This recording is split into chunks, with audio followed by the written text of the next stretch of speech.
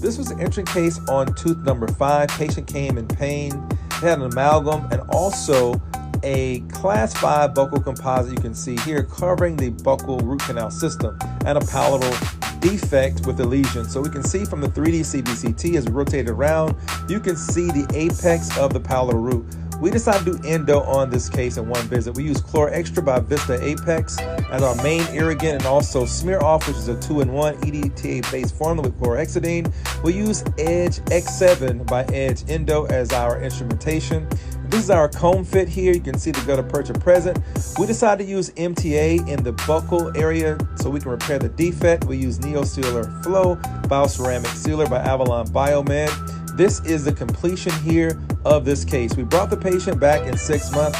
Beautiful healing starting to take place. We brought the patient back in 1 year, and we can see beautiful healing continuing on this case. So we did a limited field of view 3D CBCT. We want to make sure we have osseous healing on that palatal aspect. So as it rotated around, you can see here in that palatal aspect that that bone has regenerated. So patient is asymptomatic, bone has regenerated. This is the image showing the repair on the buccal aspect, and this is the image showing the palatal root has healed very nicely. This is before and after. I talk more about this and other cases in my textbook, Endodontic Keys and Cases, available on Amazon.